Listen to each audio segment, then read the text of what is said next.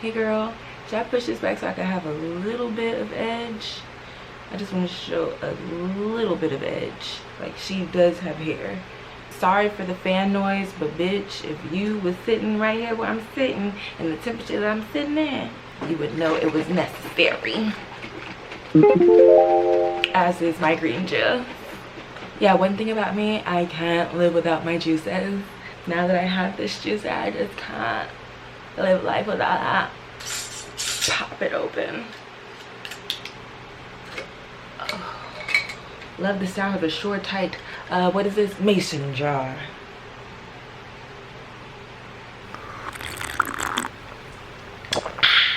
Hits the spot every time. Oh. This one's a little tart. Kale, celery, cucumber, apples. Kale, celery, cucumber, apples. Yep, so good. And if you want a little bit more of a kick, put some ginger in it. And if you want to sweeten that up, put some pineapple in it. That's a great juice right there. So, getting down to the nitty-gritty. If you clicked on this video, you've already read the title, so you know what this video is about. I want to have a little girl time. I want to talk about something I feel like we've all had to go through as women. And even for the fellas, if you are watching this video because you want to just have a moment to hear somebody else's story, you're welcome. You are welcome to this party. I'm not gonna talk about what I'm doing with my makeup on this video because that's not what this is about. If you have questions, I have plenty of videos going through the products I'm using and why I use them. So if you have a question, feel free to ask it in the comments, but I will not be talking about them in this video. This video is to talk about these raggedy ass ankles.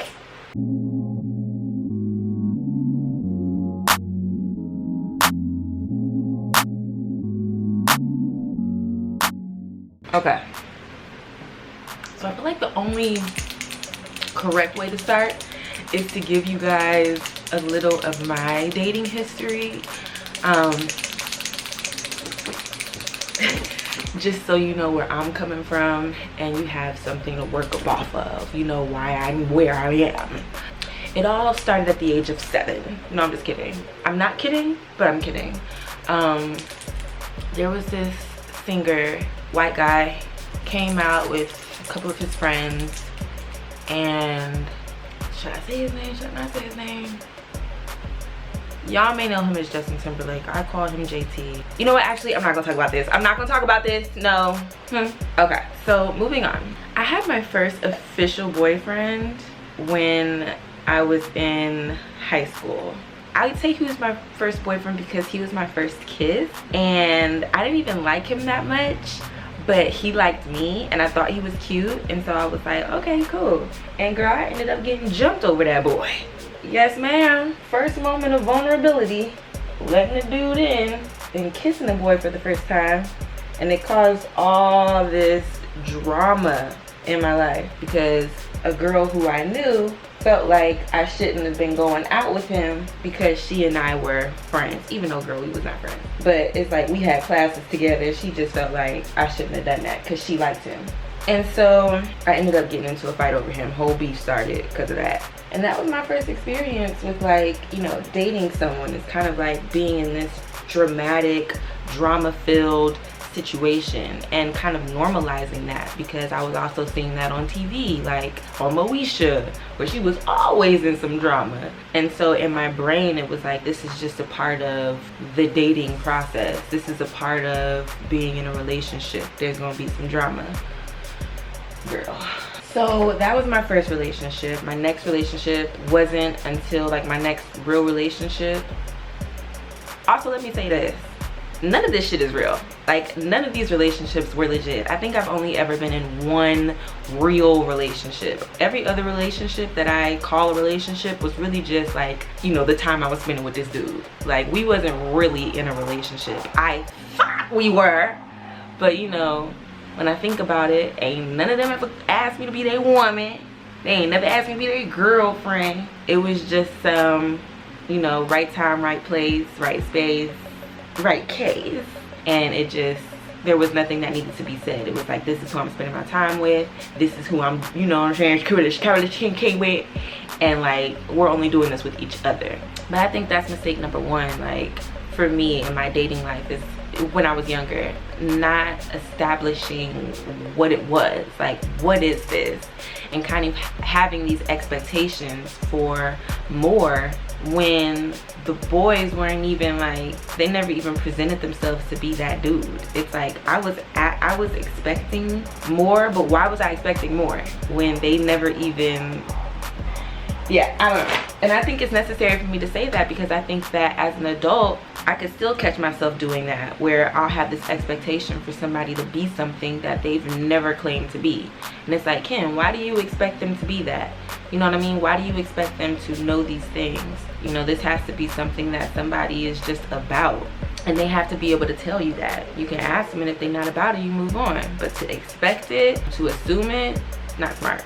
I actually have a meeting at 9, so let me try to get myself together a little bit. Okay, so after my first boyfriend in high school, oh, I was about to forget about someone. After my first boyfriend, which was in 10th grade, my next boyfriend was in the 11th grade, and I met him through my best friend's friend, and that was an official situation. Like, he did ask me to be his girlfriend. He and I were dating on and off up until I graduated, actually. When I graduated, we were still dealing with each other. In that relationship, girl, at one point in the relationship, he calls me and he's like, you're gonna be mad at me. I'm like, you know, if a man call you and say you're gonna be mad at him, you gonna be mad at him. He ain't lying. You gonna be mad. And so I'm like, what's up? And he ends up telling me that he got a tattoo. And the tattoo is of another bitch's name. What? Girl, a mess. The ghetto. The ghetto. Now, according to him, this was his best friend. That's why he got the tattoo. Girl, why my whole camera want to tell me I ain't got no damn space? Had to delete everything and then come back. Where was I in my story? I don't even know where it cut off, but I'll just restart again talking about the boy from high school. So this was like what I considered my first real love. So he calls me, he tells me I'm gonna be mad. So I was preparing to be mad, and mad I was. He told me that he went and got his best friend's name. I don't know why I did this when I said name. It's her actual name. But his best friend got her name tattooed on his wrist. Huh? And then if that ain't enough, she went and got his name tattooed on her wrist. Huh? So for me, it was like, okay, you tried it, you're done, you're out. Cut him off, did all the things. But bitch, every time I try to leave, something keeps pulling me back, telling me to him. Girl, looking dumb. Soon as he came tiptoeing his stupid ass back around my way, what I do? Pick up the phone, open the damn door. Okay? Was in the passenger side looking like a fool. But I was in love. I am an advocate for love. I am a romance person. I don't even know where I'm going with that. Anyway, took him back looking stupid. That relationship didn't last long because there was no, really, it just wasn't even what it was. Like, as soon as we got back together, I never could trust him. Like, I always thought he was doing something with somebody. I always thought he was still talking to his best friend. Yeah, oh, who, by the way, he ended up dating while we were on break. And I still went back to him. Dummy. But in my brain, I'm like, he came back to me. You know, validating myself and, you know, righting his wrongs because he came back. And so eventually I ended up meeting somebody else who was older, finer, bigger. And I was just like, okay, deuces, gotta go. See ya, never. And he was done immediately after that. And so in that situation, we definitely were never officially dating, but that was my first real sexual experience. learned a lot of things with that man, that grown man. But I think that was my first time being pressed. Like real, no, Kennedy, now be honest. That was not my first time being pressed. But that was my first time being like grown woman pressed, for sure. Eventually he just became the guy who, when I was in between situations, I'm giving him a call. Okay? Hello? And I think that was one of my coping mechanisms. When something didn't go right in a relationship, I had somebody to fall back on, physically and literally.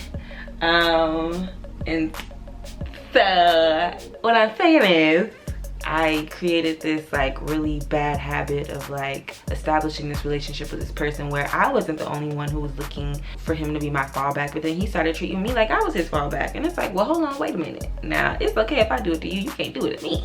And you know, that's when a boundary had to be made. And we did not continue that situation. And so, let me get my hair to go. Let me get it to go. The next boo, this is who I really thought I was going to be with. One thing about the relationships I've been in, I always feel like God brings me to that person. You know, they're necessary for that time in my life. And I was sprung. Oh, I forgot to mention the one dude who I was in love with from like elementary school. And he broke my heart because what I didn't realize was that when we were talking, it was in between his relationship with somebody who he had been with for years. And my overly confident ass just felt like, oh, he ain't never gonna go back to her once me and him get together. And bitch, what he do? Go back to her? I think that's another thing, one of the lessons I learned is that, you know, I'm special. I'm a whole lot of woman. I'm all of that and then some. I'm the honey that the bees, you know, travel for. But girl, if a man wants something, he gonna go to that something. It has nothing to do with what you got. It has everything to do with what he wants. And, you know, that fucked with my confidence a lot throughout the years of just feeling like I wasn't good enough. And this is when we have to bring up the daddy issues. But before we get to the daddy issues, let me continue with these nigga issues.